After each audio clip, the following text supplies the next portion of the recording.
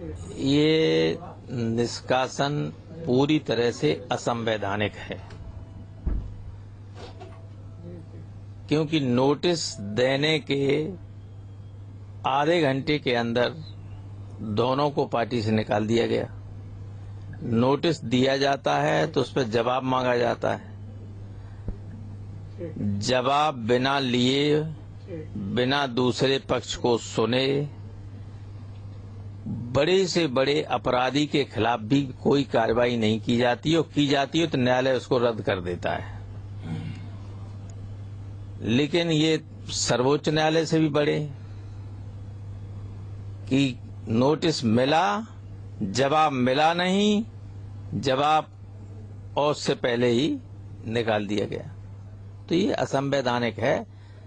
Jurisprudence के न्याय शास्त्र का जो नैसर्गिक नियम है उसके अनुसार भी बिना किसी के पक्ष को सुने हुए आप कार्रवाई नहीं कर सकते। तो ये जो कार्रवाई की है मुख्यमंत्री के खिलाफ और मेरे खिलाफ, ये पूरी तरह से असंवैधानिक है और गलत तथ्यों के आधार पर है।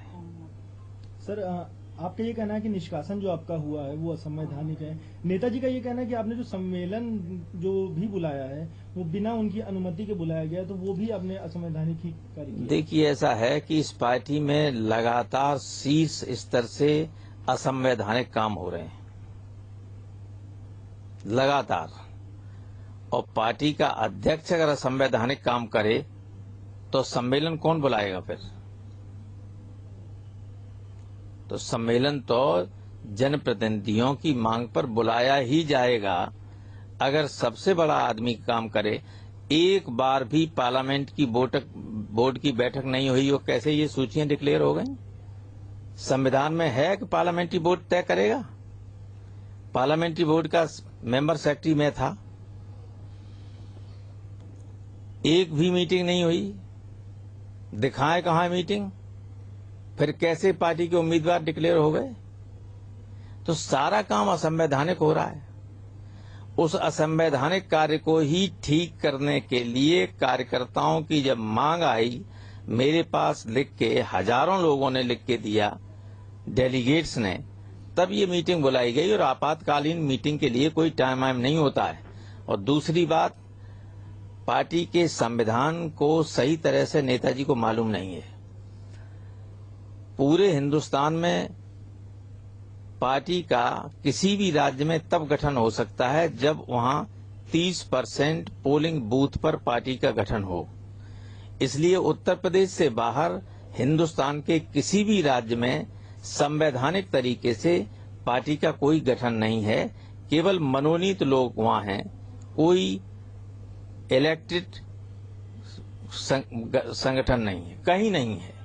केवल जो पार्टी है वो उत्तर प्रदेश में है, जो विधिवत गठित है, और उसके जो डेलीगेट्स हैं उन्हीं की मांग पर यह सम्मेलन बुलाया गया है। और बुलाया इसलिए गया है कि काम असंवैधानिक पार्टी में रोजाना हो रहे हैं। जो पार्टी के मेंबर नहीं हैं उन्हें पार्टी का टिकट दिया जा रहा है।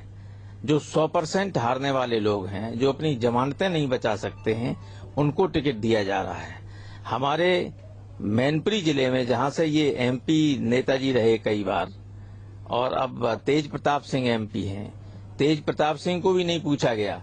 4 एमएलए में से 3 जो जीतने वाले थे उनकी टिकट काट दी गई, जो हारने वाला था उसकी टिकट बनी रहने दी गई, और जिनको दिया गया उनकी जमानतें नहीं बच सकती।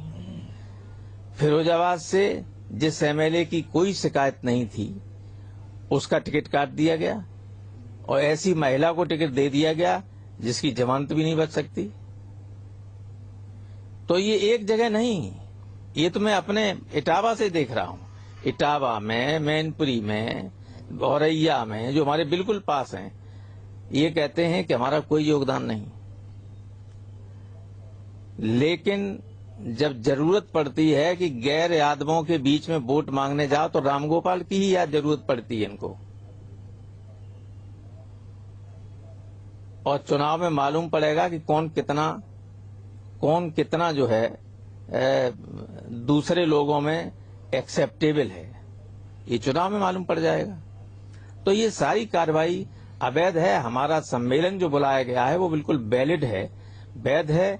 और मैं आपके माध्यम से अपनी पार्टी के सारे डेलीगेट से अनुरोध करूंगा कि जो सुनेंगे सारे टेलीविजन को, कि वे सब 11 बजे 1 तारीख को राम मनोहर लोहिया विश्वविद्यालय के सभागार में आएं और पार्टी में जो गड़बड़ियां करने वाले लोग हैं